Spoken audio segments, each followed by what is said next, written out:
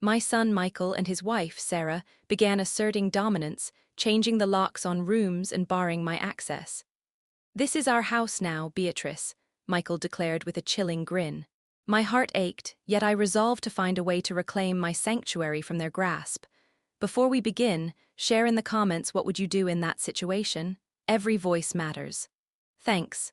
The charming cottage, nestled amidst sprawling rose bushes that bloomed in defiance of the seasons, had always been my sanctuary. Every corner held a memory, every creaking floorboard a whisper of a life well lived.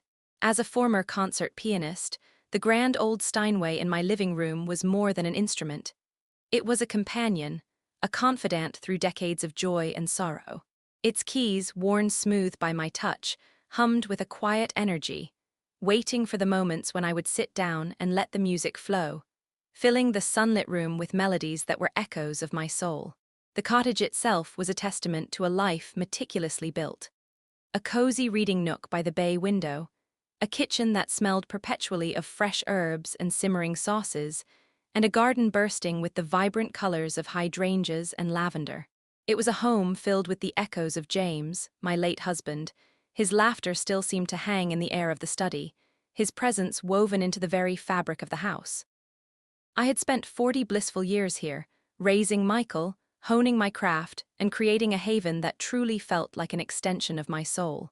But recently, at 82, a fall had left me with a fractured hip and a lingering fragility that made even the simplest tasks feel monumental. The once effortless ascent of the stairs to my bedroom became an agonizing climb, and the sheer effort of preparing a meal often left me breathless, my hands trembling with the exertion. It was in this state of newfound vulnerability that I found myself reaching out to my son, Michael. My only child, Michael, had always been a complicated individual. Talented, yes, with a sharp mind for business, but often overshadowed by a certain restlessness, a lack of consistent direction that had led him down various winding paths, none of which seemed to truly take hold. His latest venture, a tech startup that promised revolutionary returns but delivered only debt, had unfortunately crumbled, leaving him and his wife, Sarah, in a precarious financial situation, staring down the barrel of eviction from their modest rental apartment. When I called, his voice, usually strained with unspoken anxieties and a hint of impatience, softened with a surprising concern for my injury. "Oh, Mom, that's terrible. Are you all right? Are you comfortable?" he'd asked, his tone radiating a warmth I hadn't felt from him in years. He suggested, with an earnestness that tugged at my heartstrings, that they could move into the cottage temporarily. "Just until you're back on your feet, Mom," he'd promised, his words laced with the familiar affection I longed for. "Sarah's a wonderful cook, and I can handle all the repairs you've been putting off, the leaky faucet, that sticky window, the garden needs tending, I know. We'll take care of everything, you won't have to lift a finger." Sarah, on the phone, echoed his sentiments, her voice radiating an almost saccharine sweetness. "Oh, Beatrice, it would be our pleasure. Think of it as a little family commune. We'll be your hands and feet, truly. You just focus on getting better, and we'll handle all the practicalities." The idea, initially, brought a surprising sense of relief. The thought of company in the quiet house, of having strong, young hands to assist with the daily chores, and the familiar, if sometimes distant, presence of my son, warmed me more than any fire in the hearth. It felt like an answer to a prayer I hadn't even realized I was uttering. I envisioned shared meals, lively conversations, perhaps even Sarah's laughter, filling the rooms that had grown too silent since James passed. I could finally relax, knowing I wasn't alone, not truly alone, in this sprawling, memory-filled home. The thought of Michael finally settling down, of having his quiet presence near, filled me with a familiar maternal yearning. Perhaps this was the chance for us to reconnect, to mend the subtle fractures that had formed over the years. I genuinely believed that this was a new chapter, one filled with warmth, support, and the comforting embrace of family. My cottage, after all, was large enough for us all, with its 4 bedrooms and ample living spaces. Surely there was room for my son and his wife. I saw it as an opportunity for Michael to gain stability, for Sarah to perhaps find a new purpose, and for me to regain a sense of security and belonging after my recent scare. It was a gesture of love, a sacrifice of my quiet solitude for the benefit of my family, and I offered it willingly, with an open heart and no reservations. Their presence, I convinced myself, would be a comfort, a reassurance that I was not navigating the twilight years of my life entirely alone. I imagined Michael spending evenings in James's old study, perhaps rediscovering a love for reading, and Sarah tending to my rose garden, her modern touch breathing new life into the ancient blooms. It was a hopeful vision, a promise of renewed family bonds that quieted the anxieties that had crept in with my solitude. Their arrival was a whirlwind of boxes and optimistic pronouncements. Sarah, with her perfectly coiffed blonde hair, perpetually bright smile, and an unnerving habit of maintaining unwavering eye contact, quickly took charge. She organized the kitchen with a ruthless efficiency, rearranging my familiar spice rack by alphabetical order, replacing my cherished, chipped ceramic mugs with sleek, modern ones that felt alien in my hands. "Oh, Beatrice, these are so quaint," she'd chirped, holding up a mug I'd painted myself decades ago. "But look at these, so much cleaner, so much more minimalist." Michael, true to his word, tackled the leaky faucet in the downstairs powder room and the sticking window in the living room, his competency a momentary balm to my anxieties. For the first few days, a delicate balance prevailed, though the air in the cottage already felt subtly altered, thick with an unspoken shift in power. Sarah cooked elaborate, if somewhat unconventional, meals, often insisting I try new flavors that my palate, accustomed to simpler fare, found challenging. "It's good for you, Beatrice, to expand your horizons," she'd declare, spooning a spicy, unfamiliar concoction onto my plate. Michael would sit with me on the porch in the evenings, discussing the stock market. Though his conversations often drifted into lamentations about his past business failures and subtle, artfully placed hints about his desperate need for capital, always punctuated with a sigh or a wistful glance at my large, comfortable home.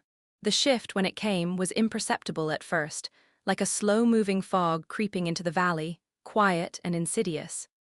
It began with small remarks, easily dismissed as innocent banter, yet they carried a sting that lingered. One afternoon, as I fumbled with the remote control, trying to find my favorite classical music station on the old analog radio, Sarah chuckled, her voice a little too loud. "Oh, Beatrice, still wrestling with technology. Michael, perhaps we should get her one of those simple radios, bless her heart. Just 2 buttons, on and off." Her tone was light, but a sharp edge of condescension pricked me, and I felt a blush rise to my cheeks. Later that week, I found the thermostat aggressively lowered, making the usually warm living room feel frigid. When I mentioned the chill, shivering slightly, Michael sighed dramatically, running a hand through his hair. "Mom, you always keep it so warm. We're trying to save on electricity, you know. Money doesn't grow on trees, especially not for us, living on a shoestring budget while we get back on our feet." He punctuated this with a pointed glance, a silent reminder of their financial woes and my apparent disregard for them, as if my comfort was a frivolous extravagance. Then came the subtle restructuring of the house, initiated by Sarah, always with a plausible excuse. My antique grandfather clock, a cherished family heirloom that had stood in the foyer for generations, its majestic chimes marking the passage of time, was unceremoniously moved to a dimly lit hallway closet. Its grand presence, which had welcomed me home for decades, was replaced by a sleek, minimalist coat rack Michael had hastily assembled. "It opens up the space, Beatrice," Sarah explained, gesturing vaguely with her hands, her smile fixed. "Much more modern, don't you think? That clock was so imposing." My protests were met with a shrug from Michael. "It's just a clock, Mom. You can still see it, can't you? It's not like it's gone." The implication was clear. My sentiments were secondary to their aesthetic preferences, my history deemed clutter. Slowly, my personal space began to shrink. My favorite armchair in the living room, the one with the worn velvet where I'd spent countless hours reading, was relocated to a forgotten corner near the unused fireplace. A throw blanket strategically draped over it in a way that suggested disuse, or perhaps a permanent state of neglect. Books I was currently reading, left carefully on my bedside table, were tidied away, often to places I couldn't easily reach or even remember. My gentle inquiries about their whereabouts were met with exasperated sighs from Sarah. Honestly, Beatrice, you misplace everything. It's right where it's supposed to be, right where I put it. You really ought to be more organized. It was a subtle, yet persistent, erosion of my autonomy, a quiet reassertion of control over my own environment, each small change chipping away at my sense of belonging. I tried to maintain my routine, to keep playing the piano, but my practice sessions were often interrupted. Michael would walk in, loudly answering a phone call right beside me, or Sarah would suddenly start vacuuming the same room, her movements aggressive and jarring, the roar of the machine drowning out my delicate notes. They never directly forbade me, but the message was clear. My activities were an inconvenience, an unwelcome intrusion into their newly claimed territory. The once comfortable hum of my home began to feel like a constant, low-level hum of disapproval, a suffocating presence that crept into every room. I found myself retreating more and more to my bedroom, a small sanctuary that still felt like my own, though even there, the faint sounds of their laughter or arguments carried through the walls, a constant reminder of their presence and the uneasy tension that had settled over my once peaceful life. I began to feel like a guest in my own house, a burden rather than a hostess. The joyous vision of a family commune was slowly fading, replaced by a growing sense of unease, a cold knot forming in the pit of my stomach. The warmth of home was being systematically replaced by a chill I couldn't quite define, but felt acutely. The initial subtle shifts soon escalated into more overt assertions of control, beginning with the installation of new locks. One morning, I noticed a shiny, brass padlock dangling conspicuously on the door to the small pantry off the kitchen, where I kept my special teas, my jars of homemade jam from last summer's berry harvest, and a few cherished family recipes tucked away in a tin box. "What's this for, Michael?" I asked, my voice betraying a hint of confusion and a prickle of unease. He didn't meet my gaze, instead busying himself with a tool kit, tinkering with a loose doorknob. "Oh, just for security, Mom. Sarah thinks it's best to keep some things locked up, just in case. We've had a few incidents in the neighborhood lately, apparently." He spoke casually, but his eyes darted away, unable to hold my questioning gaze. Just in case of what, I wondered. My confusion morphed into a sharp prickle of alarm when, a few days later, I found a digital keypad installed on the door leading to the sunroom, a favorite spot of mine where I love to read, paint, and enjoy the afternoon light, its large windows bathing the room in a golden glow. I pressed the handle, but it remained stubbornly locked, a red light flashing. "Sarah, darling, could you let me into the sunroom?" I called out, my voice laced with a forced lightness, trying to mask the rising panic in my chest. She emerged from the kitchen, wiping her hands on a dish towel, a triumphant glint in her eyes. "Oh, that. Yes, Beatrice, we decided to make that our private office space. Michael needs somewhere quiet for his calls, you understand. His new venture requires absolute concentration.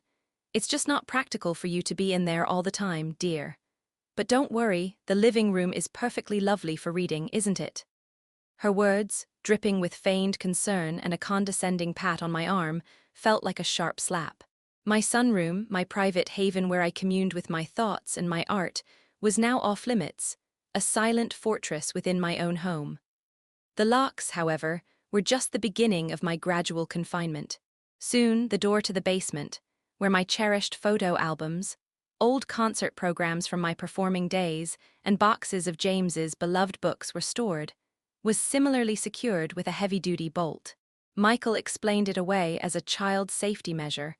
"You know, Mom, just in case some of my business associates bring their kids over.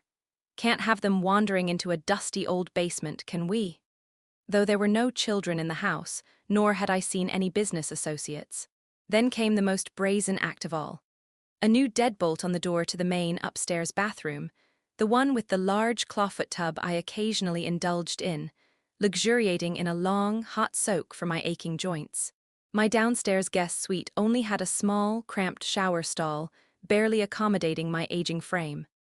When I questioned this, my voice trembling with indignation, Sarah tutted, shaking her head. "Oh, Beatrice, we just needed a bit more privacy upstairs. For us. You have your own facilities, after all, a perfectly adequate shower." It's not like you need the upstairs bathroom, do you? It's a very old house, after all, the plumbing up there is temperamental. The implication was clear.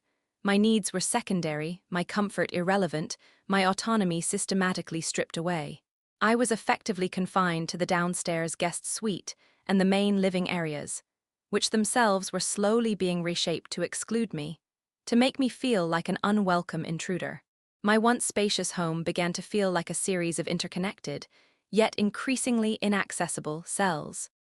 The freedom I once enjoyed, the simple pleasure of wandering through my own home, choosing where I wanted to be, was systematically eroded, replaced by an invisible chain that bound me to a shrinking territory. To further amplify my discomfort and assert their dominion, Michael and Sarah began to host loud, boisterous parties, often without any prior warning. My quiet cottage, a place of classical melodies, hushed conversations, and the gentle turning of book pages, transformed into a nightly or sometimes weekend-long cacophony of booming music, raucous laughter, and the clinking of glasses late into the night. Friends of theirs, young and energetic, would spill out onto the porch, their conversations echoing through the thin walls of my downstairs bedroom, their loud voices piercing the fragile membrane of my peace. I would lie awake, listening to the unfamiliar voices, the sounds of revelry that were clearly not for me, feeling like an unwanted guest, a ghost haunting my own home. One evening, attempting to escape the oppressive noise and the scent of cigarette smoke that wafted through the house, I tried to retreat to the quiet solitude of the garden, only to find the back door locked from the inside, a heavy chain securing it. "We just want to make sure no one wanders off, Beatrice," Michael said casually when I finally caught him in the hallway, "especially with you being a bit forgetful these days. You know, for your own safety." The accusation stung, twisting the knife of my growing fear and indignation. I was not forgetful, I was being deliberately trapped, prevented from escaping the very torment they inflicted. These gatherings became a regular torment, a stark reminder of their dominion over my space and my peace, a constant invasion of my senses. Each locked door, each loud party, each dismissive comment chipped away at my sense of security, transforming my beloved cottage into a fortress from which I, the rightful owner, was slowly but surely being excluded. My heart, once filled with the warm glow of family, now beat with a quiet, persistent throb of dread. I was a prisoner in my own home, and the walls were closing in, not just physically, but emotionally and psychologically. With each passing day, the emotional abuse intensified, morphing into a symphony of mockery that played out in my own living room, often with Michael's friends as an unwitting audience. Sarah, with her saccharine smile fixed firmly in place, became the conductor of this cruel orchestra, with Michael as her willing, if often passive, accompanist. It began subtly, with sarcastic remarks disguised as playful teasing, always delivered with an air of faux innocence. One morning, as I tried to explain the intricate beauty of a Beethoven sonata I was listening to on the radio, my voice filled with a genuine passion, Sarah cut me off, yawning dramatically. "Oh, Beatrice, still listening to that ancient stuff. It's so dull. Don't you think, Michael? We need something with a bit more life around here. Something with a beat, you know." Michael would offer a weak, almost embarrassed chuckle, never defending me, never even meeting my gaze, his silence a tacit endorsement of his wife's cruelty. It was a constant belittling of my passions, my intelligence, my very essence, slowly chipping away at the foundations of my self-worth. My beloved Steinway, once the proud center of my world, became a prop for their derision. If I attempted to play, even a quiet, reflective nocturne, Sarah would sigh dramatically from the kitchen, her voice carrying clearly. "Goodness, Beatrice, are you still at that? My ears can only take so much tinny music. It's not like you're playing Carnegie Hall anymore, is it? You know, the neighbors might complain about the noise." The words, delivered with a false concern that curdled into open contempt, felt like a deliberate attempt to wound, to remind me of the illustrious career I could no longer pursue with the effortless dexterity I once possessed. The joy I found in music, a lifelong comfort, was slowly being poisoned.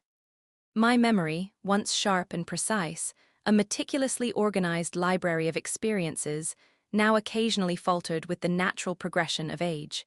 A forgotten name, a misplaced object, These fleeting moments of confusion became fodder for their relentless torment. If I misplaced my reading glasses, which seemed to disappear with alarming frequency, Michael would loudly announce to Sarah, as if I weren't even in the room, "Mom's lost her spectacles again. Anyone seen them? She can't remember where she put them from one minute to the next. It's a real problem, Sarah." Sarah would then add, her voice dripping with mock sympathy, "Honestly, Beatrice, you're becoming quite the scatterbrain. We worry about you. Maybe it's time we think about additional help, if you know what I mean." The mocking tones, the exaggerated expressions, the barely concealed smirks, they were all designed to make me feel foolish, inadequate, and utterly dependent.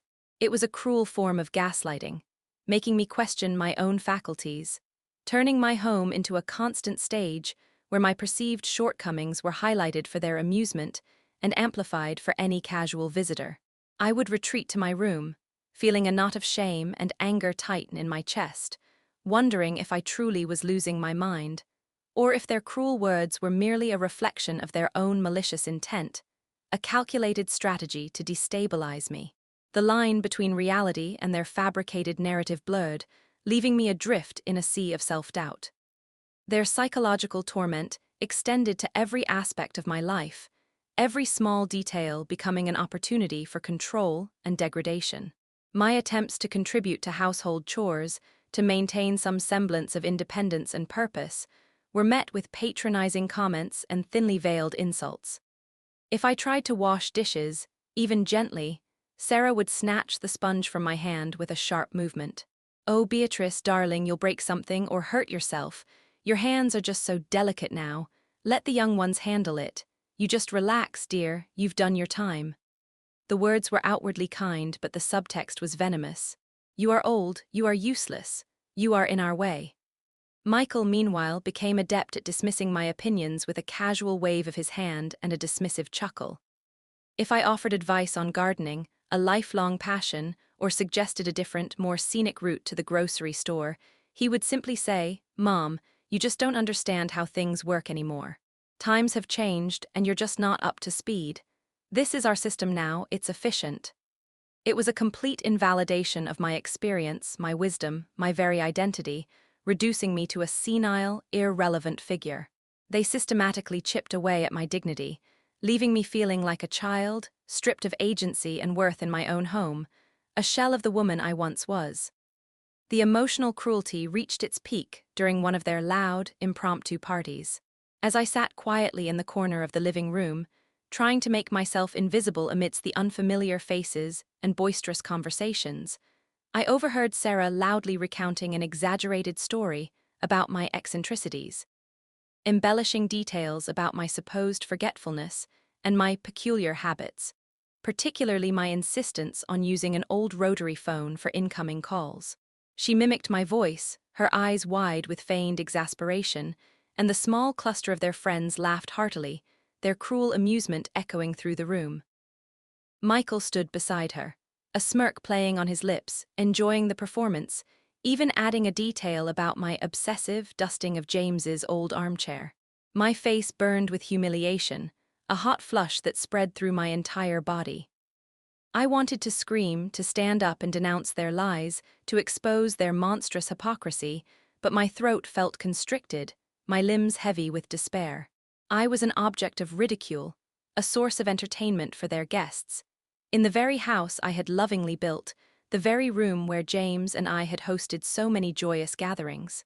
The pain of their betrayal was a physical ache, sharper than any fractured bone, a searing wound that went straight to my soul. Their actions went beyond simple rudeness.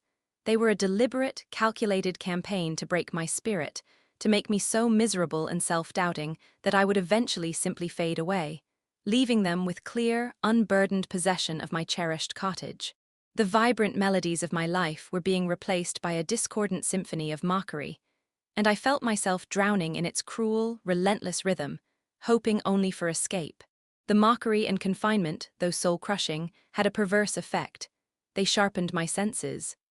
A quiet, simmering anger began to replace my initial despair, hardening into a resolve that surprised even myself. My mind, which they so readily dismissed as fading, became a quiet observatory, meticulously noting every suspicious detail, every hushed conversation, every furtive glance. The turning point came on a Tuesday afternoon. Michael and Sarah had gone out, leaving the house unusually silent, a silence that felt both eerie and liberating, a stark contrast to the constant, low hum of their invasive presence. I was attempting to retrieve an old family album from a stack of dusty boxes in what used to be my small study. Now cluttered with Sarah's glossy fashion magazines, her overflowing shoe boxes, and Michael's unsorted business papers, all carelessly strewn about. As I rummaged, my fingers brushing against forgotten mementos, a thick manila envelope, heavier than the other papers, slipped from beneath a pile of Michael's crumpled documents, landing with a soft thud on the floor. It wasn't mine. It had an unfamiliar, official-looking stamp. My hands, trembling slightly with a nascent premonition, picked it up. The label on the front, typed in a cold, sterile font, read Adverse Possession Case Study and Legal Framework Michael and Sarah Sterling. My heart lurched, a sickening jolt that echoed through my entire body. This wasn't some ordinary business paper. This was something far more sinister, a chilling revelation. My fingers, surprisingly steady despite my racing pulse and the sudden onset of a cold sweat, pulled out the contents. Inside, I found not just one, but several printed legal articles, dense with jargon, but with key sections heavily highlighted in yellow, discussing squatters' rights, legal precedents for claiming property through long-term occupancy, and the precise definitions of uninterrupted and hostile possession. There were also photocopies of what appeared to be land registry documents, my land registry documents, with annotations in Michael's familiar, hurried scrawl. My eyes, scanning the dense legal paragraphs, deciphered chilling phrases like claim of right and statutory period, terms that now resonated with a terrifying clarity. The most damning piece of evidence was a crude, handwritten timeline tucked away at the very back, detailing their occupancy in meticulous detail, listing dates and improvements they had ostensibly made to the house, minor repairs like the faucet, the window, and purely cosmetic changes like painting a guest bathroom and installing a new light fixture in the hallway, all clearly intended to bolster their false claim of ownership through active maintenance. And finally, a series of printed email exchanges between Michael and a lawyer, discussing the feasibility of their claim and the precise legal steps needed to secure the property title. The lawyer's responses were cautious, almost hesitant, but Michael's emails were full of arrogant certainty, detailing how I was mentally declining and no longer capable of managing her affairs. A shocking echo of Sarah's cruel taunts. He had even mentioned their strategic decision to limit her access to certain parts of the house and to control her communications with the outside world. A chilling confirmation of their premeditated malice. The full, horrifying realization hit me with the force of a physical blow, stealing the air from my lungs. This wasn't just about disrespect or a desire for more space. This was a calculated, insidious plot to steal my home, my legacy, the very ground beneath my feet that James and I had built our lives upon. My son, my own flesh and blood, was attempting to strip me of everything I held dear, to dispossess me of the cottage that was the very embodiment of my life's work, my memories, my identity. The betrayal was so profound, so monstrous, that it took my breath away, leaving me gasping for air in the silent room. All the subtle slights, the locked doors, the mocking comments about my memory, they weren't random acts of unkindness, but carefully orchestrated moves in a cold, brutal game of dispossession. Each action a deliberate step towards severing my ties to my own property. I felt a surge of nausea, a dizzying wave of disbelief that made the room spin, followed by a burning, incandescent rage that ignited a fire within me I hadn't known still existed. How could Michael, the boy I had nurtured, the man I had always loved despite his flaws, despite his numerous disappointments, descend to such a despicable level of deceit and cruelty? My hands, though still trembling with the aftershocks of the revelation, became suddenly resolute. I carefully, meticulously, put all the documents back into the manila envelope, exactly as I had found them, ensuring not a single paper was out of place. My mind, far from fading, was suddenly crystal clear, sharper than it had been in years, every detail of their scheme etched into my consciousness. The fog of confusion that had clouded my thoughts for months lifted, replaced by a steely determination, a cold, unwavering resolve. I was no longer a frail old woman to be mocked and manipulated. I was the owner of this house, and I would fight for it with every fiber of my being. My initial fear transmuted into a cold, hard resolve, a fierce protective instinct. They had underestimated me. They had mistaken my quiet dignity for weakness, my patience for ignorance, my moments of vulnerability for total incapacitation. They believed I was too old, too fragile, too senile to comprehend their insidious scheme. But they were wrong. I closed the closet door softly, the sound barely a whisper in the silent house, a deliberate act of stealth.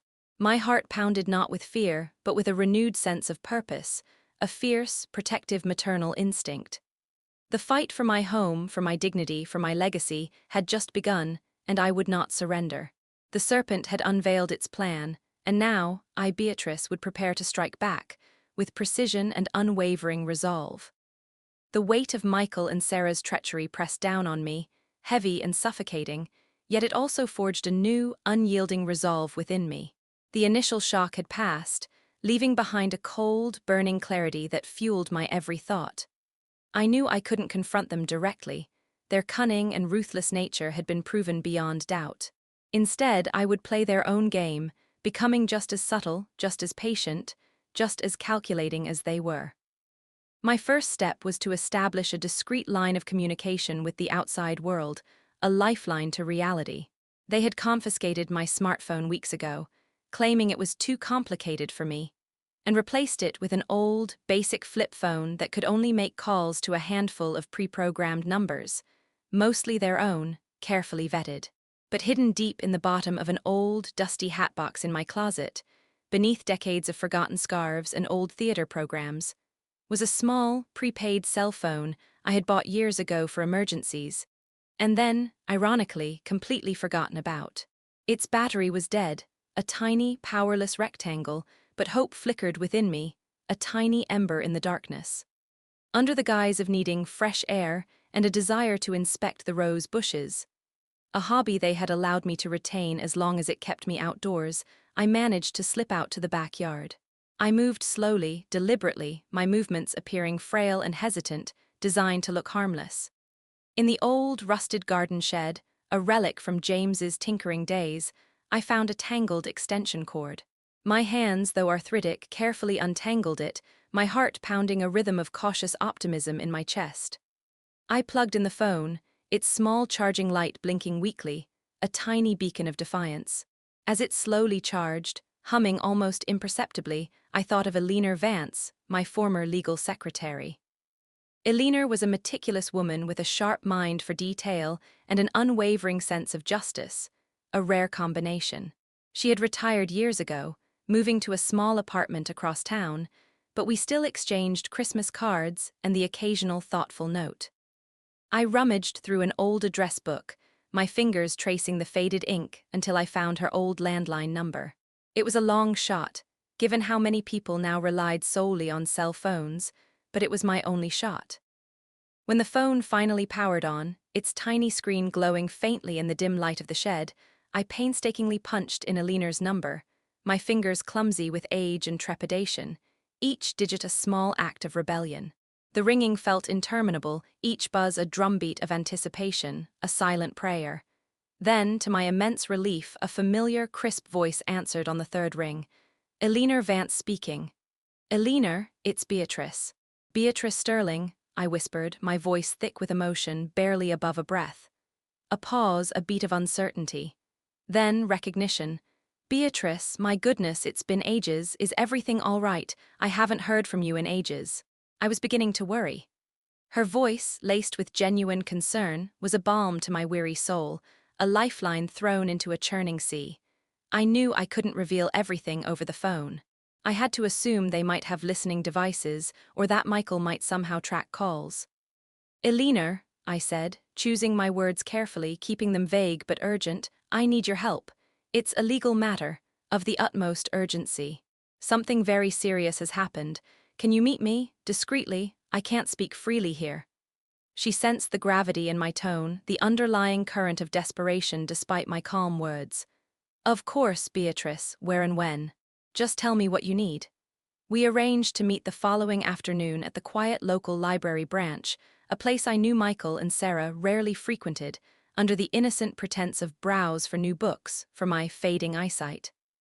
I emphasized the need for absolute secrecy. "Don't mention this to anyone, Elena, not a soul. My current living situation is rather sensitive, and I need to be extremely careful." She agreed without question, her quiet competence a profound comfort. Back at the cottage, I resumed my role as the forgetful, slightly confused old woman. It was a performance, a demanding charade. I would hum old tunes from my piano, deliberately hitting wrong notes, making them wince, or ask Sarah the same question twice, feigning a lapse in memory and watching her frustration build. When Michael would bark at me for leaving a light on in an empty room, I'd offer a meek apology, my eyes wide and innocent, avoiding eye contact, allowing him to feel superior. This strategic silence, this theatrical performance of senility, was crucial. It kept them complacent, convinced they had me fooled, that I was simply a harmless, decaying presence to be managed, a burden they were slowly shedding. This facade allowed me precious moments of unobserved movement and quiet planning, opportunities to gather my thoughts and strengthen my resolve. I began to keep a hidden journal, a small, leather-bound notebook I found tucked away in a drawer beneath some old embroidery floss. I wrote in it with a fine-tipped pen, documenting every instance of abuse, every mocking comment, every locked door, every controlling gesture, dating each entry with meticulous precision. I described their condescending tone, their isolating tactics, and the pervasive, suffocating feeling of being trapped in my own home. My observations were sharp, my descriptions vivid, a stark contrast to the vague, rambling persona I now adopted for Michael and Sarah. This journal was my quiet rebellion, my defiant assertion of my own reality, my proof. It was a silent testament to their cruelty and a weapon in the making, a record that could not be denied. The day of my meeting with Elena arrived, fraught with a nervous tension that thrummed beneath my carefully constructed facade of frailty. I announced I was going for a short walk to stretch my legs, a privilege they occasionally allowed, usually accompanied by a dismissive wave from Sarah. "Don't wander too far, Beatrice," she'd called out. "You know how easily you get disoriented." I simply nodded, suppressing a triumphant smile. I wore my oldest, most inconspicuous coat, its pockets deep and secure. Tucked inside, along with my prepaid phone, was the small journal, its pages filled with damning truths. The walk to the library felt impossibly long, my bad hip aching with each careful step, but my determination propelled me forward, each painful stride a step towards freedom. I had a new melody to compose, one of justice and retribution, and for that I needed a trusted, skilled accompanist. Elena was that accompanist, and together we would finally bring some harmony back to my discordant life. The weight of the secret, though heavy, was also empowering. I was no longer a victim, I was a strategist, and my silence was my most potent weapon. I felt the stirrings of the old Beatrice, the concert pianist who commanded a stage, now commanding her own destiny. My meeting with Elena was a revelation, a breath of fresh, untainted air. We sat at a secluded table tucked away in the furthest corner of the library, surrounded by the quiet hum of knowledge and the comforting scent of old books, a stark contrast to the hostile, suffocating environment of my cottage. As I recounted the escalating abuses, the subtle put-downs, the systematic mockery of my memory and my music, the changing of locks, the increasing isolation, and finally, the horrifying discovery of the adverse possession documents Elena's expression shifted from initial concern to a grim, steely determination. Her eyes, usually gentle, hardened with a focused intensity. She listened intently, taking copious notes, her pen scratching rhythmically across her pad, occasionally interjecting with sharp, pertinent questions that demonstrated her deep understanding of legal complexities. "Did they ever restrict your access to your mail? Did they ever pressure you to sign anything you didn't understand?"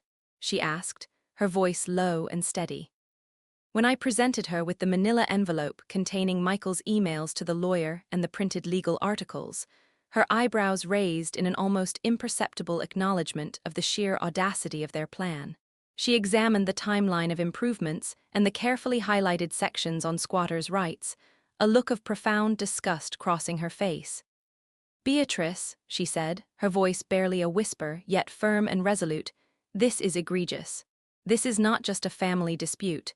This is elder abuse, attempted fraud, and, frankly, utterly despicable. We have a very strong case, a clear pattern of malicious intent." Elena, with her decades of experience as a legal secretary, moved with swift, quiet efficiency. She immediately connected me with a specialized elder law attorney, a formidable woman named Miss Davies, who had a reputation for unflinching advocacy for vulnerable adults. Miss Davies, a woman with piercing blue eyes and a no-nonsense demeanor, after reviewing Eleanor's detailed notes and my meticulously kept journal, which Elena had transcribed into a formal affidavit, confirmed our suspicions with chilling precision. "This isn't merely about proving your ownership, Beatrice," Miss Davies explained during our first clandestine meeting at her office, her voice firm but compassionate.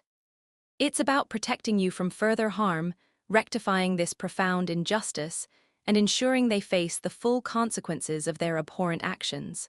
This is a clear pattern of financial and emotional exploitation." Over the next few days, under the continued guise of my walks to the local park, I would discreetly meet with Elena, who acted as my invaluable liaison with Miss Davies. I provided more details, recounted specific instances of their verbal abuse, described the new locks they had installed, and patiently explained how they had systematically isolated me from my friends and my usual routines. Elena helped me compile a comprehensive file, cross-referencing my journal entries with relevant sections of property law and elder abuse statutes, building an unassailable case brick by painful brick. The first official step was the serving of a legal notice, a formal declaration of my intent to fight back. One blustery Tuesday morning, a formal, impeccably dressed process server, a man with an air of quiet authority, arrived at my cottage. I watched with bated breath from the shadowed privacy of my bedroom window as he strode purposefully up the flagstone path and knocked sharply on the front door, his knuckles rapping loudly enough to echo through the usually quiet house. Sarah answered, her usual bright, artificial smile faltering instantly as the server handed her a thick, official-looking envelope. Her eyes widened in alarm, and I saw a flicker of raw panic cross her face as she read the bold lettering on the outside. "Notice of legal action RE, property ownership and elder abuse." Michael, drawn by the unusual commotion at the door, appeared at her side, his face paling to an ashen gray as he snatched the documents from her trembling hand. Their whispered, frantic conversation was a muted rumble through the walls, punctuated by gasps and sharp exclamations, but their agitated gestures, their bewildered, terrified glances towards my window, spoke volumes. The serpent's plan had begun to unravel, exposed for the insidious deceit it was. The tension in the house immediately became unbearable, a thick, suffocating cloud that hung in every room. Michael and Sarah, once so confident, so dismissive, so utterly assured of their control, were now visibly agitated, their faces etched with a fear that bordered on desperation. Their casual mockery of me ceased abruptly, replaced by an uneasy, strained silence, punctuated only by their hushed, furious arguments behind closed doors, their voices low and urgent, like a continuous, angry buzzing. They still tried to maintain their facade of normalcy for outward appearances, but cracks began to appear with alarming speed and frequency. Michael would often stare blankly into space, his brow furrowed in a permanent frown, lost in troubled thought, while Sarah's perpetually cheerful demeanor fractured into moments of irritable snapping, directed at him, at herself, at the very air around them. They were no longer the smug masters of the house. They were simply two individuals trapped in the tightening net of their own consequences, their calculated cruelty now rebounding upon them with devastating force. The house, once filled with their loud, intrusive parties and their mocking, venomous laughter, now echoed with a strange, anxious stillness, a chilling quietude that served as a prelude to the storm that was about to break. I continued my act of placid indifference, observing them from a distance, allowing their own guilt and mounting fear to fester, feeding on their stolen peace. I knew that the legal wheels, though slow, were now turning with an unstoppable momentum, and for the first time in months, I felt a surge of triumphant anticipation, a quiet, fierce joy. The silence, once a symbol of my isolation and despair, had become my most potent ally, allowing their hidden anxieties to grow into an uncontainable fear that consumed them from within. Each passing day brought me closer to reclaiming my home, to striking back at the very people who sought to strip me of my dignity and my inheritance, and I savored every moment of their crumbling confidence. The retribution, long delayed, was finally dawning, and I, Beatrice Sterling, the frail old woman, was ready to conduct its powerful, resonant symphony. My home, my sanctuary, would soon be mine again, purged of the discordant notes of betrayal and filled once more with the harmony of my own making. The legal battle that ensued was, as Miss Davies had warned, emotionally taxing, a draining ordeal that tested my resilience. Yet armed with Aliner's meticulous records, my hidden journal's damning entries, and the cold, hard proof of Michael's and Sarah's legal maneuverings, we were in an undeniably strong position. The local elder protection services, alerted by Miss Davies, became swiftly involved, their immediate action a testament to the egregious nature of the abuse I had endured. Michael and Sarah, faced with the overwhelming evidence and the serious legal ramifications of their attempted fraud, elder abuse, and the intentional infliction of emotional distress, quickly found themselves cornered, their elaborate lies crumbling around them. They scrambled to hire a frantic, inexperienced lawyer who tried to paint me as a senile, confused old woman, prone to delusions and prone to misinterpreting innocent actions. But my coherent testimony, delivered with a calm dignity that belied the turmoil I had experienced, backed by Miss Davies' sharp, incisive cross-examination, systematically dismantled their flimsy defense. Michael, usually so composed, squirmed in his seat, his face a mask of shame and fury, as his own words from his emails, cold, calculated, utterly devoid of remorse, were read aloud in the quiet courtroom, exposing his true, greedy intentions for all to hear. Sarah, too, crumbled under the relentless pressure, her feigned sweetness dissolving into tearful, unconvincing denials, her carefully constructed facade shattering completely. The judge, a stern but fair woman with a clear sense of justice, did not mince words. She ruled decisively in my favor, her voice ringing with authority as she confirmed my undisputed ownership of the cottage. Beyond that, she issued a permanent restraining order against both Michael and Sarah, prohibiting them from contacting me or coming within a significant radius of my home. Furthermore, they were ordered to pay significant damages for the emotional distress they had caused and to cover all my legal fees, a financial blow that would undoubtedly shatter what remained of their unstable lives, reducing them to the very destitution they had so desperately tried to escape by preying on me. As the verdict was read, a wave of profound, overwhelming relief washed over me, a feeling so potent it almost brought me to my knees. It wasn't just the relief of winning the case. It was the liberation from fear, from the constant, suffocating presence of their malice, from the heavy burden of their deceit. They stared at me from across the courtroom with eyes full of a chilling mixture of hatred and disbelief, but I met their gaze with a calm, unwavering resolve, a quiet strength that emanated from deep within. I had survived, I had fought back, and I had won. The very next day, a locksmith arranged by Miss Davies arrived promptly and systematically replaced every single lock in my cottage, on the front door, the back door, the basement door, the sunroom, even the upstairs bathroom. The crisp, metallic click of the new bolts as he tested them felt like the pure sound of freedom, each turn of the key locking out not just their physical presence, but the lingering shadows of their cruelty, the echoes of their mocking laughter. I walked through each room, lingering in the sunroom, its windows now unbarred and shining with light, allowing the warmth to flood in. I sat at my Steinway, touching its worn keys, the wood feeling warm and familiar beneath my fingertips, reclaiming every inch of my sanctuary. The silence that now enveloped the house was no longer an oppressive emptiness, filled with unspoken anxieties, but a gentle, comforting blanket, inviting me back into its peaceful embrace, a balm to my frayed nerves. I spent the following weeks slowly, deliberately, putting my cottage back in order, purging it of every trace of their intrusion. I moved my majestic grandfather clock back to the foyer, its steady, rhythmic tick-tock a reassuring cadence of time reclaimed, a grounding presence. I rearranged the furniture to my liking, reclaiming my armchair by the window, scattering my favorite books and personal mementos throughout the house, each object a tiny, silent declaration of my restored autonomy and my triumph over their greed.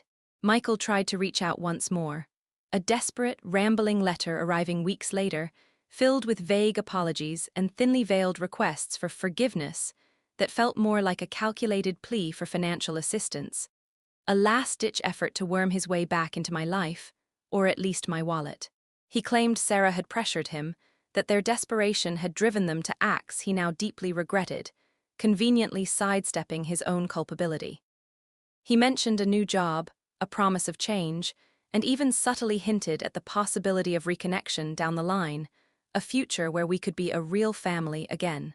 I read the letter once, absorbing its pathetic manipulation, then calmly tore it into small pieces, dropping them into the waste bin. There was no space in my life for their toxic presence, no room for the pretense of reconciliation, no desire to reopen old wounds. My peace was too precious to sacrifice for a hollow illusion of family. Sarah, true to form, attempted a more dramatic approach, showing up unannounced at my door one afternoon, her hair disheveled, her eyes wide and wet with what I knew were crocodile tears, spinning a pitiful story about their destitution. I simply looked at her, my gaze unwavering, a quiet resolve in my eyes, and calmly reminded her of the permanent restraining order. She left, her shoulders slumped, her charade utterly transparent and ineffective against my newfound strength. The future stretched before me, not as a lonely, empty expanse, but as a blank canvas awaiting a new composition, a fresh beginning. I resumed my piano lessons, my fingers, though older and sometimes stiff, finding their rhythm once more on the keys, each note a small victory. I reconnected with my friends, sharing my story not with bitterness or a desire for revenge, but with a quiet strength that inspired them, a testament to resilience. Elinor became a steadfast companion, her loyal friendship a beacon of unwavering support and genuine care. I even started volunteering at the local library, a fitting endeavor for someone who had fought so hard to reclaim her own narrative, surrounded by stories of courage and perseverance. My cottage, once a stage for betrayal and a prison of fear, was now a vibrant space of healing and renewal, its rooms filled with the gentle hum of my music and the warm glow of genuine affection. The melodies I played on my Steinway were no longer tinged with sorrow or frustration, but echoed with the triumphant notes of resilience, the deep, resonant chords of peace. The bitter interlude was over. My grand finale was not just a performance. It was a deeply felt, harmonious return to the life I cherished, a life I had fought to reclaim, a testament to the enduring power of dignity and self-worth. Thank you for listening. If you enjoyed the story, please make sure to subscribe and leave your thoughts in the comments.